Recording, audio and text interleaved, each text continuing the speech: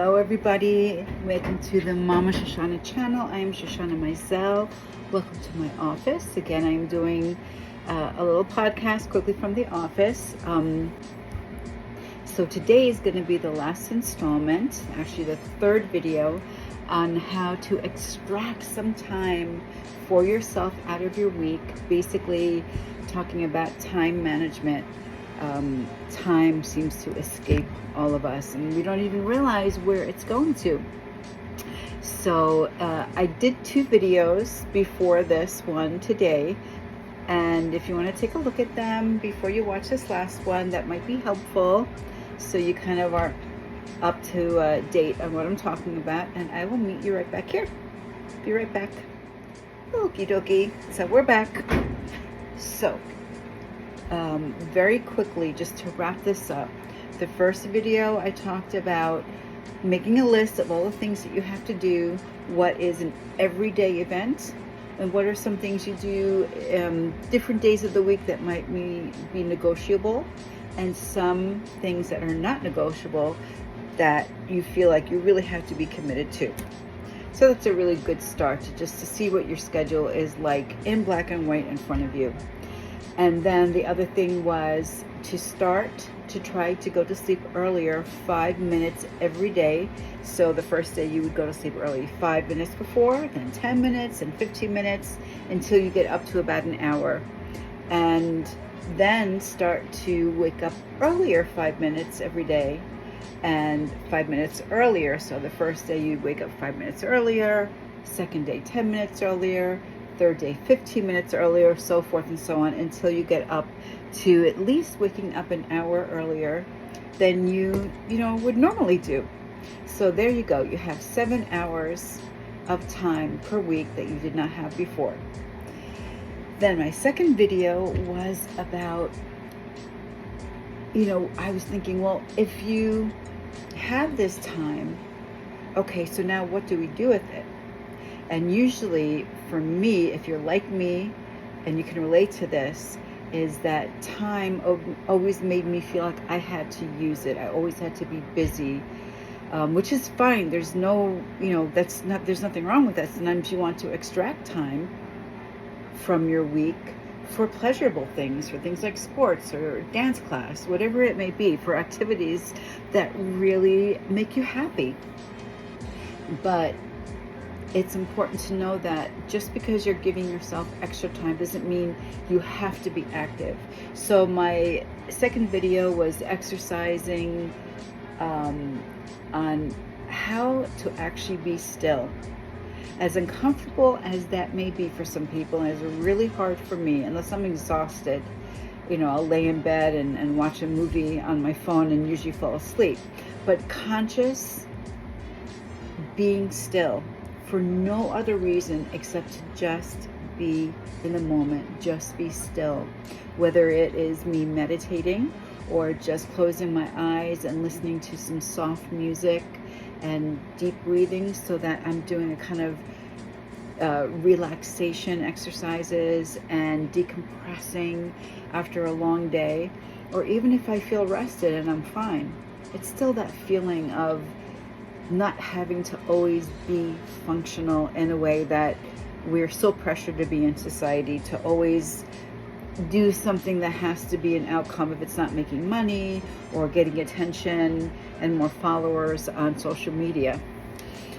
So then I'm going to be perfectly honest. I did not go to sleep 5 minutes earlier like I said I would with you guys, and I did not wake up earlier a few weeks ago when I said let's start this together. Too many things were happening and time escaped me, so I honestly didn't do it. But I tell you the truth, I did begin a few days ago waking up earlier. I didn't go to sleep earlier. One thing I realized is that I can't force myself to go to sleep earlier, but I can schedule. I do have power over waking up earlier. Just set my alarm.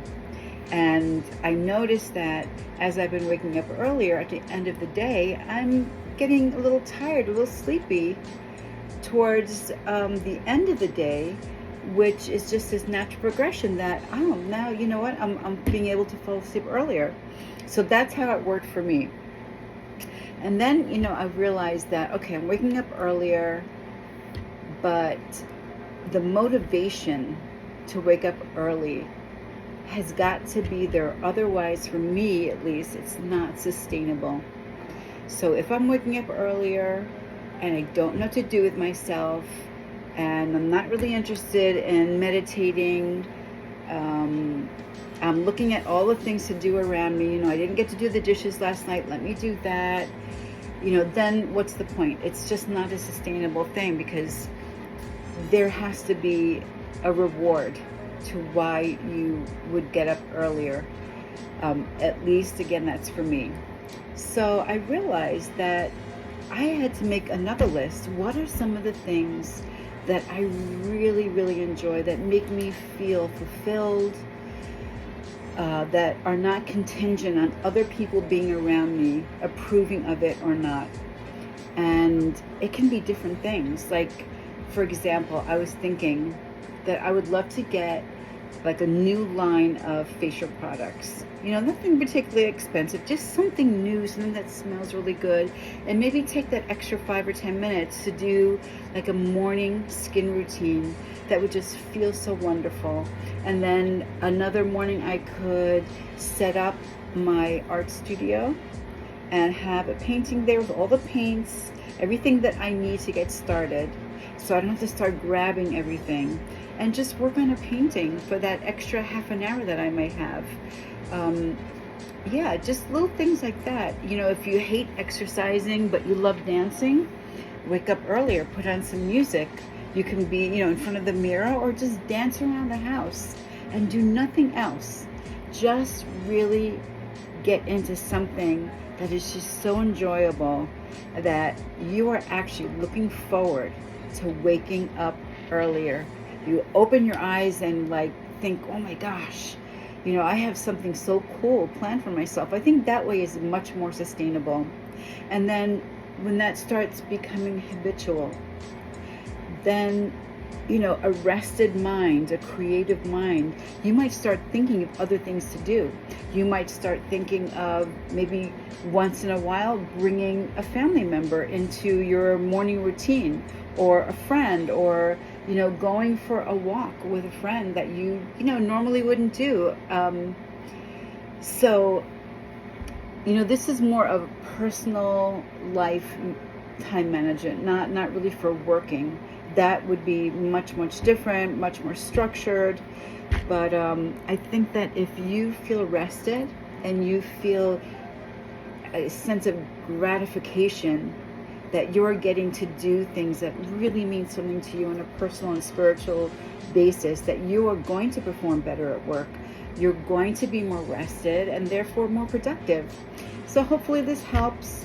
I'm going to leave you with that. If you have any comments, please share it. I would love to hear what you think, how you feel about this, if you tried this, and if you had difficulties with it, any challenges, I'd love to know too. Maybe we can brainstorm together to come up with some solutions. So I will see you next time on the Mama Shoshana channel. Thank you so much. I love you, and have a wonderful day. Mwah. Bye-bye.